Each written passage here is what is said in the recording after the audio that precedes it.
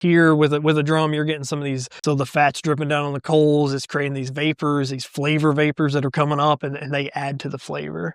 And it's like that old school cinder block pit type of barbecue that you may see in some places in deep Texas or at your grandpa's house. Yeah. Yeah. You know, it's that old school flavor.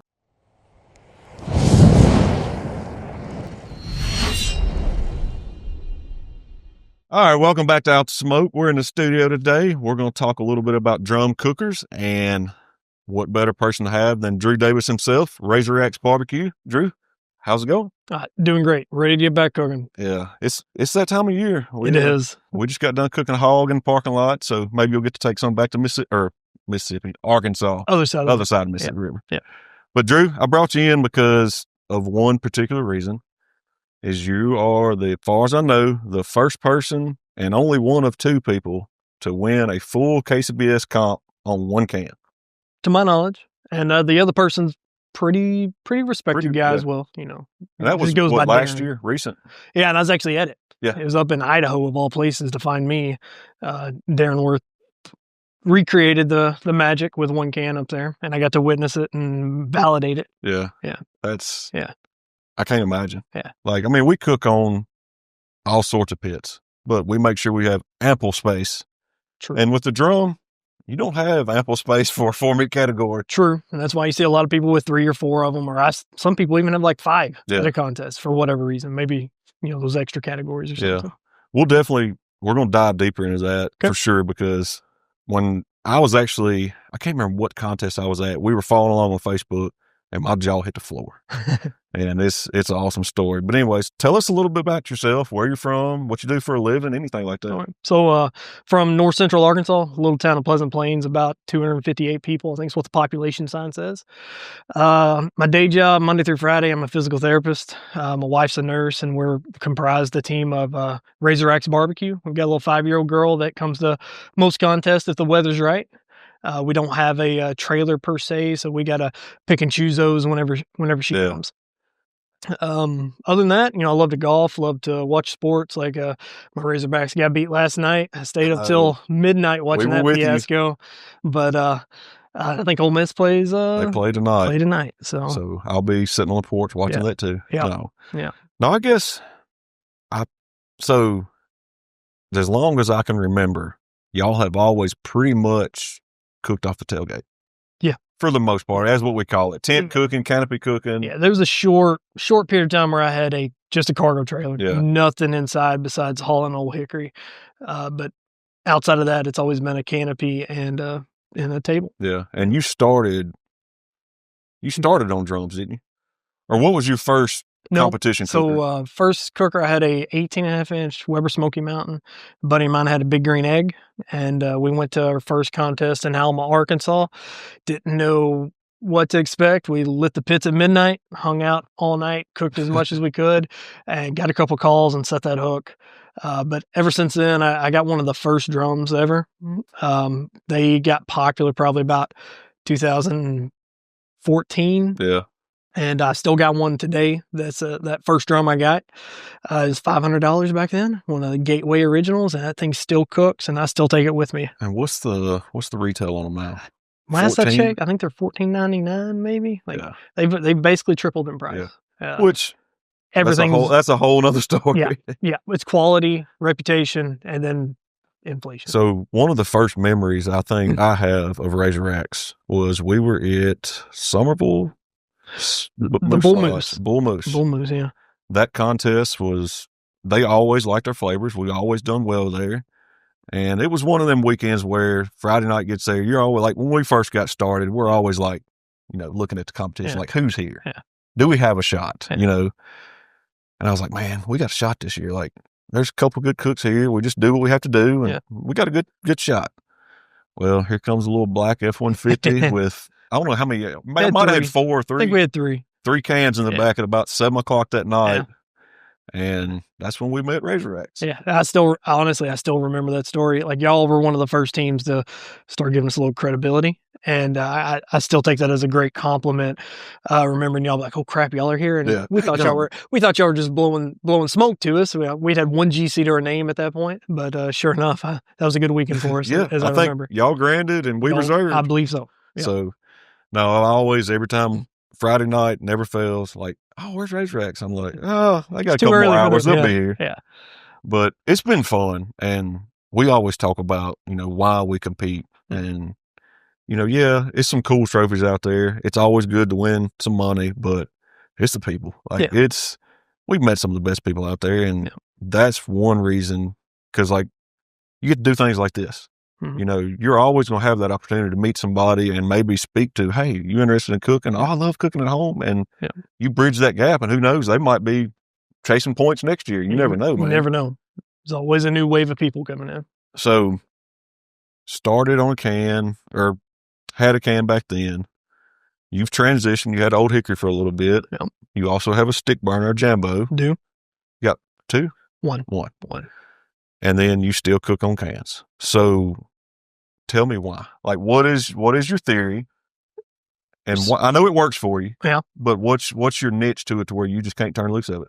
So probably dual-fold. One, the monotony of a stick burner is pretty, and Old Hickory to that level too, is pretty much, you set it, your timelines are pretty accurate. You're always in the ballpark on when things are going to be done. Right.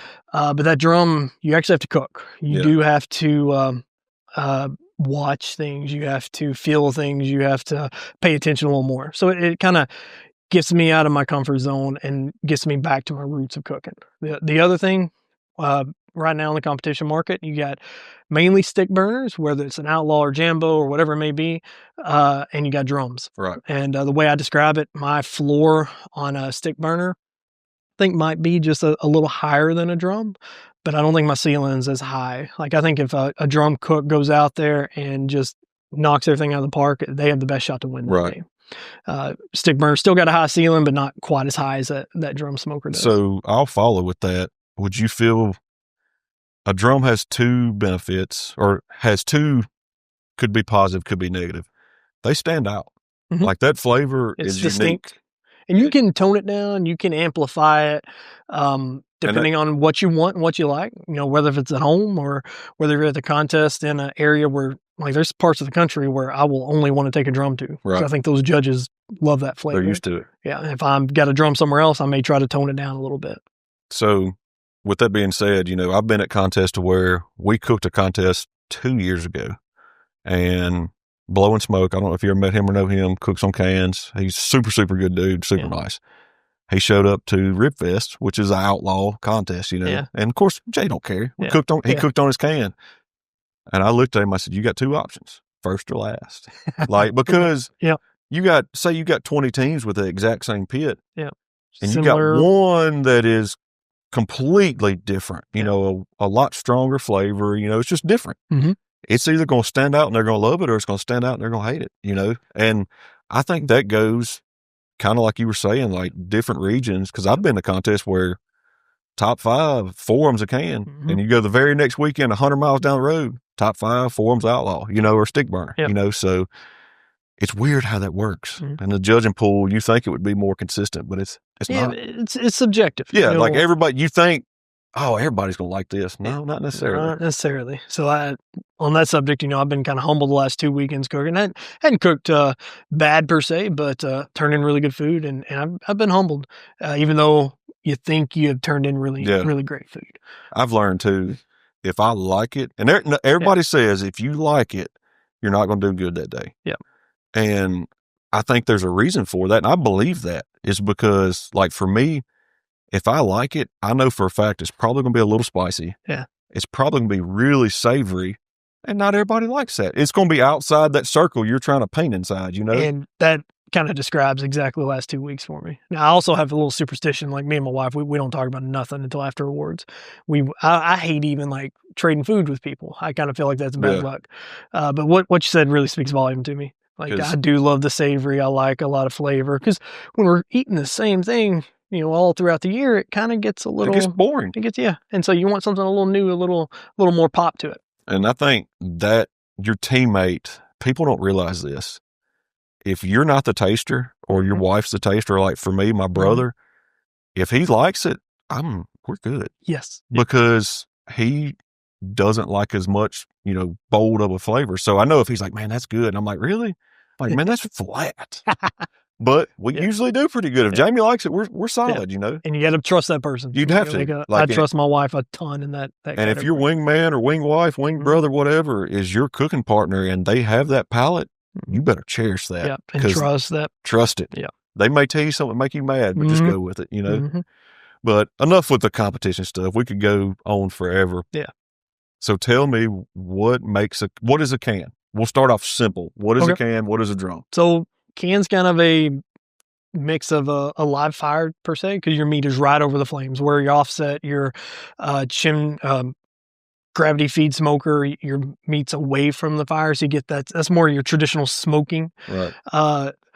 A can's kind of a hybrid of smoking and grilling at the same time. Right. So cans allow you to have different levels away from the fire, so you can get a lot hotter and faster searing possibly at the lower levels, or you can move stuff up higher where you still get that grill flavor, you get that smoke flavor, but you're not burning. Yeah, not quite as aggressive. Yeah, and so a can, there's models that are rectangular, square, round. The most popular one are round cans that look like a garbage can. Yeah, I guess they used to be all 55-gallon drums, but now there's a bunch of 30 and 33s. I've seen 85s. Really? Yeah, and now Tim Shear's got that mega drum. Oh, how many gallons that is? Probably barely fit in this room It's here. big. Yeah. But they all have a basket in the bottom, and you got intake valves, whether if it's at the bottom, the pipes that come out the side. There's some with 2 or 3 intakes, and then you got a lid on top that's got a outtake, and you just control your temperature and velocity of your air via those 2 intake and outtake valves. And it's simple. Yeah, it's very simple. But I will say this, a drum is easy to run. It's very, very forgiving in weather conditions. Yes. But Wind all it don't takes affect it is much. about too long of 2 seconds with that lid off. And it can get bad. Yeah. So that brings me up. I mean, every drum cook has probably burnt the paint off of a drum at some point. I remember one year, I think I was cooking a turkey for Thanksgiving, and it's like 20 degrees outside. I think I had the can up. I don't remember what exactly or why I did. I took the lid off, went inside to grab the turkey. And when I come out, there's flame shooting out of that. That red can was the paint was melting off the middle of it. I freaked out. One, at the time it was a $600 can. I was like, crap, I just ruined this thing. Ruined it. I remember calling Tim and like, hey, did I break this thing and whatnot? And of course, if you know Tim Shearer, he's a super mellow and relaxed. I'll send you some paint and you touch it up. And so they're also pretty indestructible. Yeah, they are. Yeah. And so when I started, we started cooking on old hickories when we got into competition. And we always ran the drum or the can for chicken. Just because, chicken's one thing, I feel like it needs to be cooked a little bit hotter, a little bit longer. So it's nice to have a separate pit just for that. Mm-hmm. And the drums is a perfect fit for that. Yeah. And, we learned a lot, and it's fun because it's a different flavor, but I built it myself. It was the Big Papa Smokers kit, which getting started, that's a pretty good bang for your buck. Yeah. What was it, about $200 back then? I think it was $179 for the kit, and I had $20 in the drum and maybe $20 or $30 in paint. Yeah. And it was we won first place chicken at the Jack with that drum. There you go. Like, it'll flat cook. Yeah. But let my brother-in-law borrow it. He's cooking wings and ribs. I think he had like wings off to one side and 2 slabs of ribs, and he's wrapping the ribs and takes the lid off, and he goes inside. And he called me, and it had a guru on it at the time. Oh. So seen the temp drop, guru fan comes on, it's chugging. He said he comes around the corner and there's like flames touching underneath his like porch on his house. Yep. And I was like, yeah. He's like, man, I didn't know it'd get away. And I was like, it's just a burn barrel with the lid off. Exactly. Yeah. It's going to go. But so talking about that, would you consider that being a negative thing to a drum or something you just have to be aware of? Because just got to be aware of it, just like any other cooker. You can use that, now not to an extreme grease fire, but you can use a little high temp real quick to your advantage. True. And right now I know Gateway's got some that have very high temp paints that's up to 1,000 degrees. So if you wanted to crank that thing up to 600 and sear a steak on it, or cook hamburgers on it, hot dogs real quick. Yeah. I mean, you can still get that super hot grill flavor with it. So while we're on that, what are some bad things about a drum? What are something that Okay. If somebody's getting started, Okay. to be aware of, they're not aware of right now. Okay. So one thing would be cleaning it. I think you have to clean a drum a little more often than you do, say, an offset or a cabinet smoker. Since everything's right over the flames, you've got a lot of fat dripping on there. It's I don't know what a good term for it is, but it'll cake onto the sides and the bottom of the drum. So there's some ways to avoid that problem. You can use some kitty litter, some sand, there's some different products you want to be real careful with anything that's fragrant. Yeah. But that can help soak up some of that fat.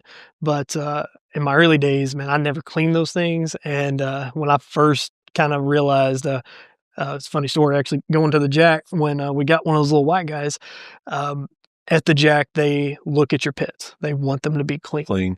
I did not clean my drums that first year of using them. And I can still remember they looked at it and they kind of hesitated, like, were they going to let us cook or not? Yeah. Because they were that dirty. Dang, but I would have never called y'all for that. Nowadays, man, the outside of my pits may not be clean, but the inside's pretty dang spick and span. And I've noticed too, like, I've seen guys show up that cook on cans. They got their little electric pressure washer and they show up at the contest and clean them, rinse them off and throw a fire in them, Yep.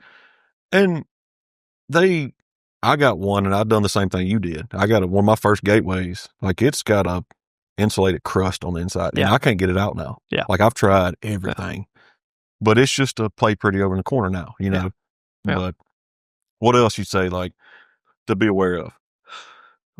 If you're OCD, I mean, just like any cooker, they're going to get scratched up. They're going to get dinged up. They're not, there's some with some fancy paint jobs out there that look beautiful, but you got to decide, is this a tool or is this a trophy? So if you're going to use it and cook on it, it's going to get dinged up. It's going to be dirty. There's going to be some grease on it or some scratches on it. Where, a bigger pit, offset pit, you can keep those a lot cleaner and a lot nicer. And I'll say, if you get a drum, you're going to want to travel with it. Yeah. Because they're so portable. Yeah. And you're going to want to take it to your buddy's house and cook ribs and show him your ribs are better. Like, you're going to want to travel with it. Yeah. So it's like you say, it's going to get scratched. It's going to get beat up. You got to kind of be okay with it. Yeah. Yeah. Like, I got one that's got a fancy paint job and it's scratched and beat up, and it's just part of it. If I was buying one tomorrow, I'd probably just get a flat black one and roll on. Going back to what you said about us years ago, like, I kind of judge can cooks. And if I see someone with pristine, clean drums, they're not using them. They're not practicing with them. Yeah. Yeah. So, of all the drums, I know you've cooked on Gateway. What are some others? You got a Hunsaker, which very similar product. I think the intake's a little different and the outtake, and they've also got some other gadgets. Got Triple O, I think, here in the Memphis area. Mm-hmm. There's Raceway drums in Texas, I believe. I think Bill Purvis ran those for a little while. Those are the ones that come off the top of my head. Yeah. Then you've also got Pit Barrel that I think sold in Walmart that is probably the cheapest way to get in now.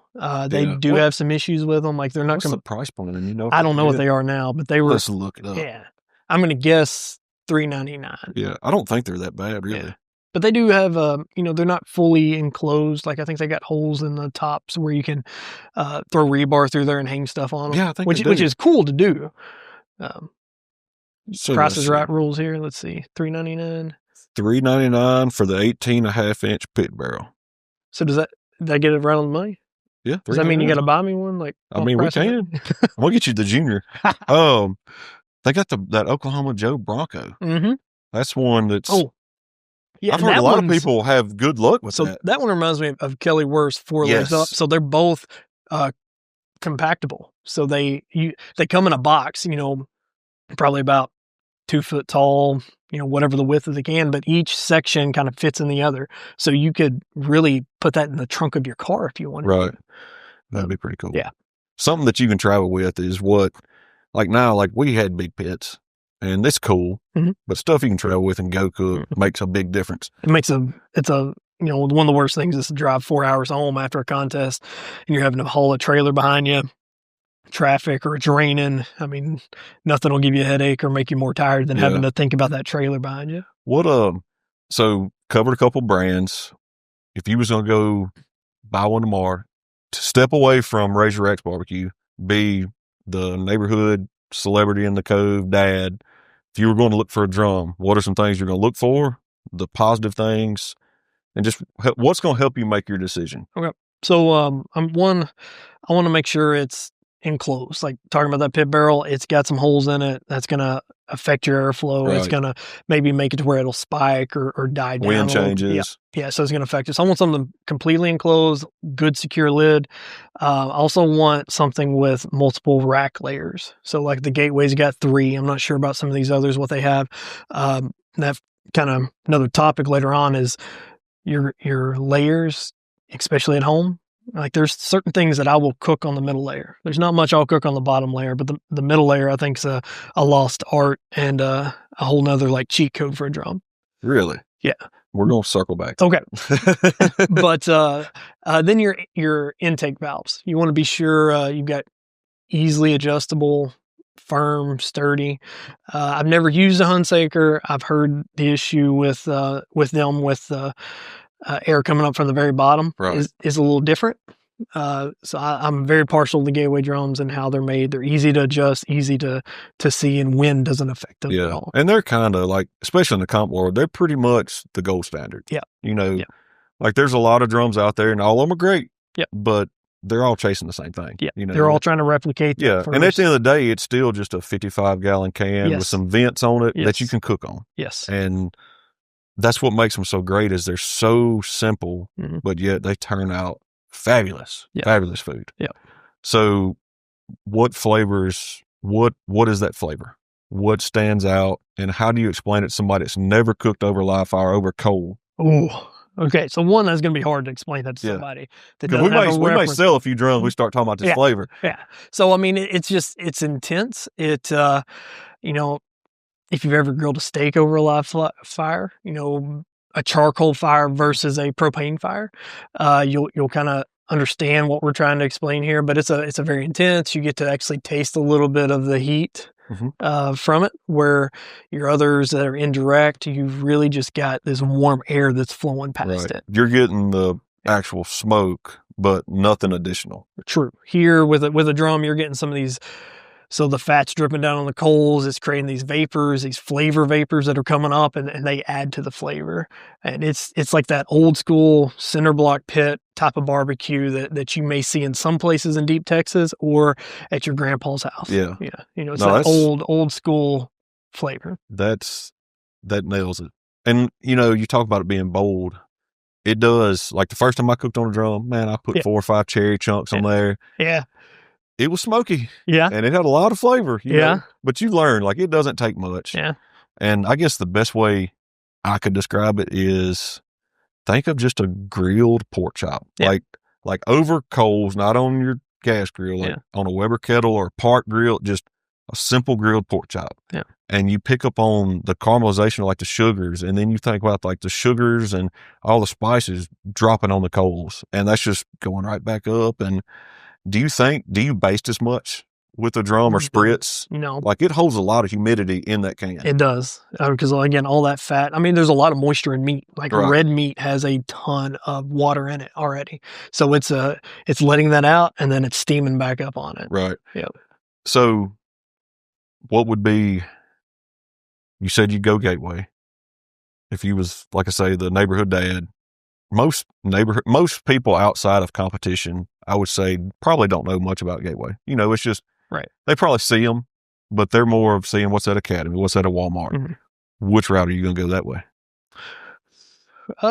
It's going to put you on spot because I know, I see Oklahoma Joe's at Academy in different places. That's probably the most comparable one that you can find really, really quickly. Yeah. I know some academies carry Gateways now. Not really sure what like Home Depot and Lowe's. So where do you think, if that's all right? So we're getting, say, the Oklahoma Joe, was it Bronco? Yep. What's the thing? You need to take that, go home. You need to burn it off. Okay. Well, I'll tell you, the Gateway comes with some instructions of spray it down with Pam and put a fire in it. The first thing I did with my first Gateway drum, I got Tim Shear delivered it to me at a contest in Cape Girardeau, and I was asking, because I didn't want to screw it up. Like at the time, $500, a lot of money to me when I was 25 years old. I was like, I don't want to ruin this. And he's like, just just go put your brisket on it. So the first thing we cooked on it was a brisket at a contest. Now, I overcooked the heck out of the brisket because I didn't realize exactly how quick it would cook. Moving. Yeah. But, and that cooker I still use today, and it still is in great shape. Yeah. So it's just light a fire and put some meat on it. Yeah. Just learn it. Yeah. And now I wouldn't say for the home cook, I wouldn't go buy a $250, $300 Wagyu brisket, but true. Man, just cook on it. Yeah, go get some chicken wings is my favorite thing to cook on a drum. Yeah, I was going to ask you what was your favorite. I'd have to say wings are up there. That's where that middle rack comes into play. I want those chicken wings on the middle rack. You get them crispier a little quicker. I'm flipping them at 15, 20 minutes. But it's not so close as burning them? Exactly. Yeah. Never thought about You can get them done a little even quicker. They're already quick being on a drum, but you can get that char, that char aspect on a wing that a lot of people have to use a Weber kettle for or something. I got you. Yeah. So as far as fire management goes, a drum is very efficient. People. Mm-hmm. That's the second question I get. Yeah. One is, where's the firebox? And then two, how often do you have to add charcoal to it? You don't. Not for a contest. Like I've ran a full basket, and now it's the old school basket. It's a big basket, but you can get 10 hours out of that thing on perfect conditions. We get so many people, and I'm guilty of it. You get hung up on, it's got to be 1/2 inch thick propane tanks. Yeah. You get to a point to where you're wasting fuel, heating metal up. Yep. And with the drum, there's not much metal to heat up, but it's just enough to insulate that fire. Mm-hmm. And I think that, the Gateway's got a insulating ring in there. And I think that helps a ton with the amount of fuel you need. So that wind blowing on the outside, it's not truly dropping taking the temp right there. Yeah. And that makes sense. And, people don't realize either the reason a can cooks so good is because it's not insulated. Yeah. You have to have an efficient fire. Because I've done it. So we were like, man, if a regular 55-gallon drum's great, let's insulate one. Let's see what it does. Yeah. Your grease drippings will put the fire out. That, and you don't have to have the airflow. Yeah. You're almost snuffing it out. And that's when I was like, airflow is critical to any pit. Exactly. Like your Outlaw, it's one of the beauties of it is how much air is moving through there. Yeah. And once I've learned that, I realized and no offense to any of some of these old school water cookers or nothing like that, because they turn out great product, but they take so little airflow, it is so easy to oversmoke on them because it'll get bitter on you just like that. Whereas if you got a pit like a drum or offset or stick burner that's moving a ton of air, you can get away with a dirty fire. Or maybe wetter wood. Yeah. Or if your wood's you have a larger window of forgiveness. Yeah. Because the air's moving so fast, it's not just laying that stagnant smoke on it. It's going out the cook chamber. Yep. It's rolling. So with a drum, have you ever hung anything on a drum? I was going to ask you. Okay. No, I haven't. Okay. Well, that great segue with the airflow. And there was a time where most drums got a hanging kit, whether if it's a stainless steel or some form that has some bars going across it. And when I first saw that, I'm thinking how the heck are you going to cook a rack of ribs on that without burning that bottom rack? But that air is moving so fast, it doesn't block the heat. And so it'll come right up each side of those ribs. Or one of my favorite things to hang is a half chicken. May not be the prettiest thing for competition, but at home, you hang that half chicken, that breast meat's up top, the dark meat's on the bottom. So it gets up to that 185-ish temperature before the breast gets too dry. It's a lot of fun cooking that way too on it. Yeah. I've never hung anything in a drum. I've seen guys, as a matter of fact, we used to hang ribs at a contest. I'm pretty sure it was a Sam's Club we cooked beside y'all in South Haven, and y'all were hanging ribs, and I was like, how does that work? That blew my mind. Yeah. Which, it makes sense. And people don't think about this either, is when y'all were hanging those ribs, of course, y'all cut the spare ribs down, and they were relatively small, but hanging them, it's like they got bigger. They just drooped on themselves, and the gaps in the bones gave you more room to cut the ribs. To make them a little prettier. Now, you're losing a little bit of thickness when you're hanging them, but they give a good wide margin in between bones to make a good cut. Another aspect, briskets will almost, I don't want to say double in size, but there's something about a brisket on a drum. It'll plump it up, and it'll just make it expand and make it look even prettier. So I'm going to admit, I love drum brisket. It is delicious. I cannot, to save my life, cook a brisket on a drum. Really? Nope. What do you think you're missing? I can't get a bark. I know the bark's different on a drum. Yeah, bark's hard. But it's I don't know if it's injection leaches out during the cook or what. It's just you might as well not even put rub on it. I don't know what I'm doing wrong. Okay. So going back to, on a drum, you got to cook with your senses. You got to, have feel. You gotta be looking for things. So Tim Shear kind of patent this that sizzle effect. When you start seeing your injection kind of bubble out, or you see some fat start to bubble out, that's a good time to wrap. Yeah. That's a great time to wrap, 'Cause because it's if done you got- keep cooking it, you're going to dry it out a little bit. You're just going to cook all that extra phosphates and whatever you put in it out of there. Makes sense. Yep. Makes sense. Yep. So I told you my brisket's my weak point on a drum. What's yours? What's your least favorite, or you feel like your worst protein on a drum? Right now, I'd probably say pork, because I Really? feel like I am doing that to pork. I think I'm cooking it too far to where I'm cooking some of that moisture out of it. Really? Without and then also the way I trim my pork, a lot of fat cap still on there, and that stuff will create a grease fire, will burn almost too quickly. I have to be really, really careful with pork. So even at home, do you trim more aggressive when cooking on a can? No, Or at home, can the average Joe get a packer brisket, round it up, throw it on there and cook it? Yes. Yeah. You just got to make sure it'll fit on that grate, and then you can throw it on there and cook it. Okay. And same way with any other cooker, you cook to color, or until you start seeing some of that fat kind of bubble up out of it, and then you wrap it in whatever you want and put it in just a big old pan, wrap it in foil, butcher paper, or whatever, and then cook to tenderness. See, I've never thought about it much, and you kind of just reinstated what I heard. I was talking to a guy, and a matter of fact, it was Alonzo with Gulf Coast Smoke. Okay. And we were talking about cooking briskets, and he's like, well, what temp do you wrap at? Or something. We got on a time temp deal with wrapping briskets, and we were just shooting the bull. Okay. And I was like, yeah, I'm doing this. And he's like, yeah, he said, you got to cook. He said, until it kind of steams out, it gets through the stall, so it steams out. That way, when you wrap, it don't steam out and get all your other stuff. And I was like, that's it. I've never thought about that, but when you see it bubbling and sizzling, it's steaming out, and I was like, all right, well, that validates that. Yeah. And I may have got that a little twisted how we talked about it that day. It's been a while, but it made you think. I was like, well, what the heck's that protein doing? Yeah. Like, what's going on? So anything else you got to speak toward the entry level, the pro guy that's wanting to try a can, what to look for, and ins and outs? Any last minute recap to a drum? Man, one, just go get one. Go get one. And then two, don't be so worried about the temperature. Yeah. Because some days I'm going to be cooking at 290. Some days I'm going to cook at 315. I say I cook at 300, but it's an average. It's an average. And just know that it doesn't have to be perfect. And then also with that means that it's not going to fit a timeline perfectly. Don't cook to a time. Yeah. Cook till it's tender, until a good feel. But that's one thing I've heard a lot of people complain about is, well, I can't get it right at 300. It's okay. It's okay if it's 275. It's okay if it's 325. Just if it's 325, you're going to wrap a little sooner. Yeah. If it's 275, you're probably going to wrap a little later. That's a good thing, because we have, especially in pellet grills, people's like, I got it set to 300 and it's 299. And I'm like, I promise your oven's off way more than that. Exactly.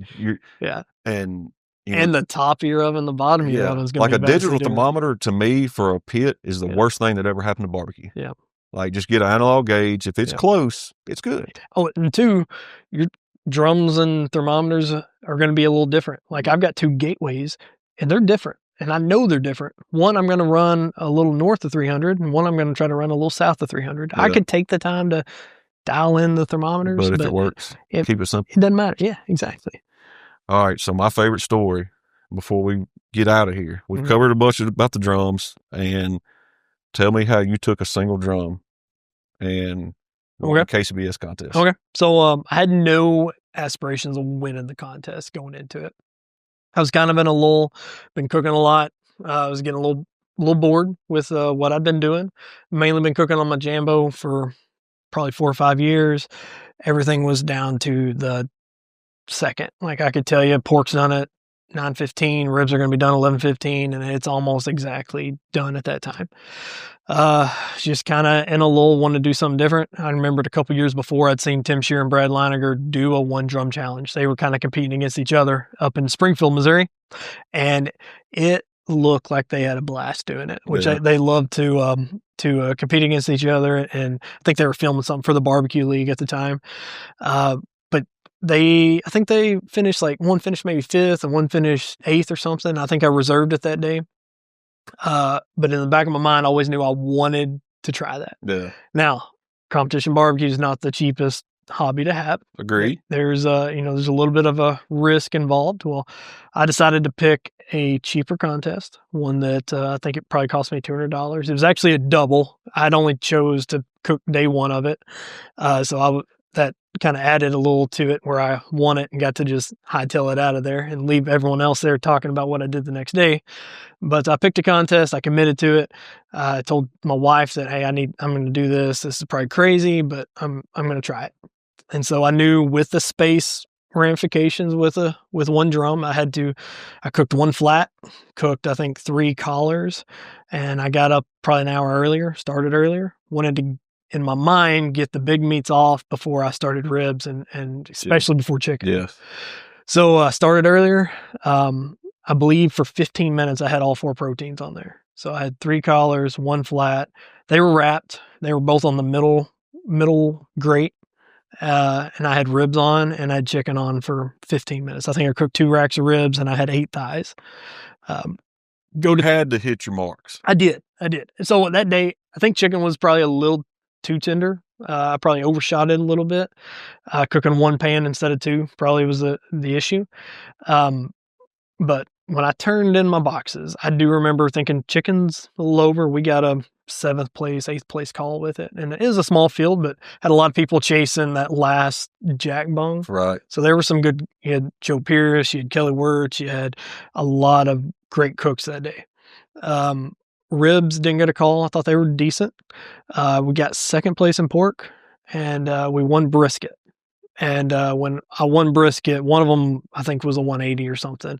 But when we won brisket, I remember Joe Pierce got 2nd, and as he comes back, he gives me a grin and just like, you freaking beat it with one drum. One drum. Yeah. And so I got to, got the GC, everything's packed up in my truck, and I think I even got a picture of it. It's just 1 can, my canopy, a table, and a Cambro, and got my check, got my trophy. Got in the truck and that's a good ride home. Great ride home. I don't know how many people called me on that 4-hour ride home that had heard about it. So I'm sure there's a lot of people that were texting others on the circuit saying, you won't believe what Drew just did. And definitely one of the top highlights of my career. Well, so I always tell people, they were like, why do you compete? What's this? What's the big deal? And I tell them, I said, I explain it to you like this. When you get a win that means a lot to you like that, mm-hmm. I'd rather have that feeling right there than there's not a deer on this planet big enough. There might be a deer big enough, but I know what you're saying. I know what you're saying. If you told me win a contest or go shoot a 180-inch deer, I want to win that contest. Have you shot a 180-inch deer?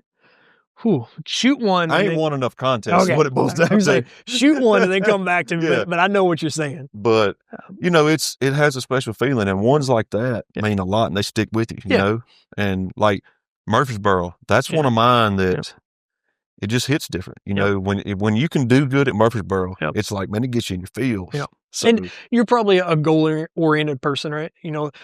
When I saw Brad and Tim do that, I didn't want to win. I just I want to try that. Yeah, I want to see what it's about. Winning it was icing on the cake, but I'm so goal-oriented. Yeah. I want to do this. I want to get back to the jack. I want to hear my name called on this stage. There's just so many things that I still want to accomplish. But every time you do meet one of those goals, there's no greater feeling. Yeah. Me and you both want to get back to the jack. Yeah. Because we've had very, very good luck there. Yeah. But you've had it close. We've been close. And so that leads to another goal. I want to cook Houston. I'm with you. I want to cook Houston. That is what I want to do. Yeah. I think after that, I could walk away and be fine for a couple years. Yeah. But we don't chase as much as we do as we used to, but like I go for cool trophies, cool places, and just, hey, you're cooking this one? Oh, I'll meet you. Let's go. It's a good time. Yeah. You always want to cook with your friends. Yeah. Yeah. So talking about friends, you have your family, y'all have careers, you cook a lot. How do you manage all that?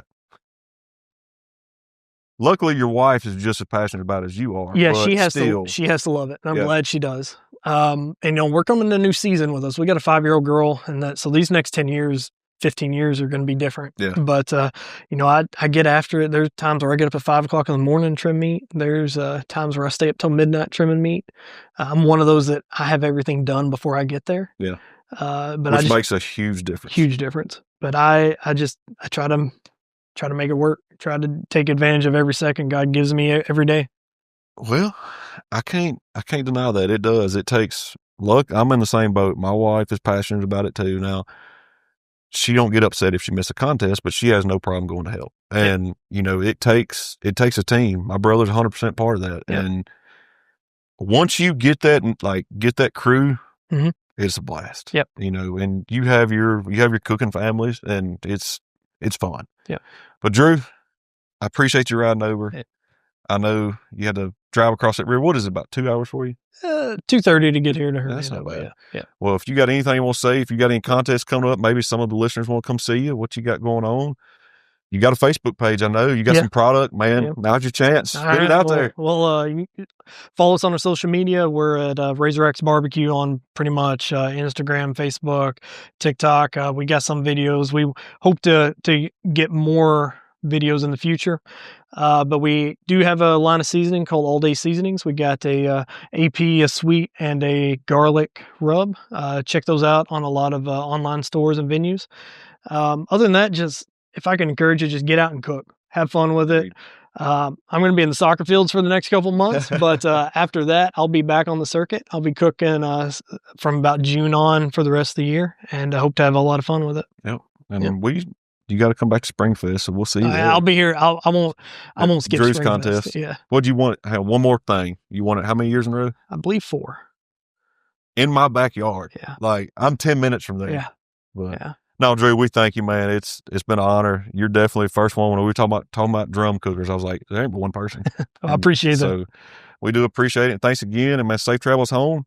Anybody listening, man, y'all go check us out on Facebook, Instagram. We got a ton of stuff coming out. We're going to get this new year kicked off. Got some new stuff up our sleeve. Y'all make sure to follow along, and we'll see y'all next time.